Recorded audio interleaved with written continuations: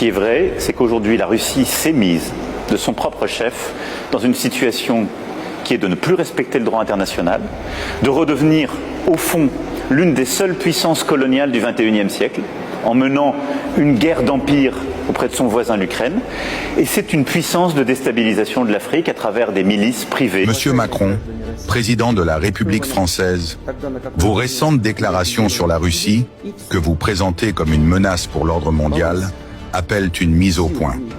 Une mise au point sans phare, sans artifice et sans hypocrisie. Vous évoquez le colonialisme. Soit. Parlons-en.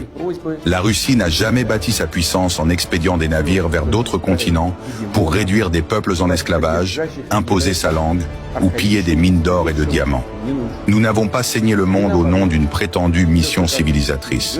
Vous, la France, avez laissé des cicatrices profondes en Afrique, en Asie, dans les Caraïbes. Des peuples entiers ont vu leur histoire brisée, leurs ressources confisquées, leur dignité écrasée.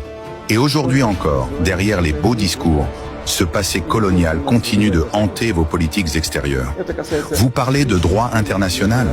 Où était ce droit quand Paris et ses alliés ont rasé Tripoli, détruisant un État africain stable sous prétexte de démocratie? Où était-il lorsque des drones français survolaient le Sahel, pendant que vos entreprises profitaient de l'uranium nigérien ou du pétrole gabonais?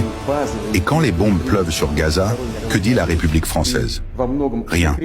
Silence. Ou parfois, des justifications indécentes.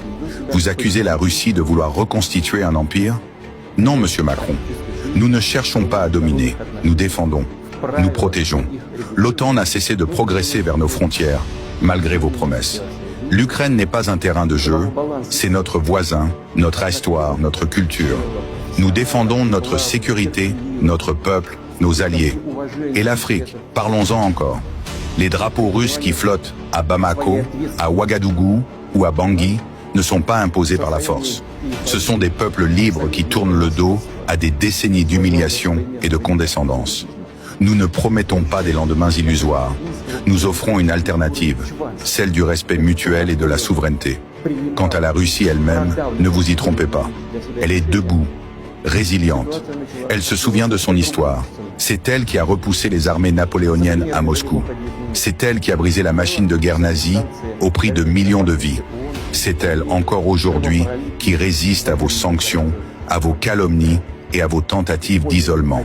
Et pendant que l'Occident parle de démocratie, le Sud global écoute. Et il comprend. L'Afrique, l'Asie, l'Amérique latine ne sont plus dupes. Elles voient qui parle avec arrogance et qui tend la main.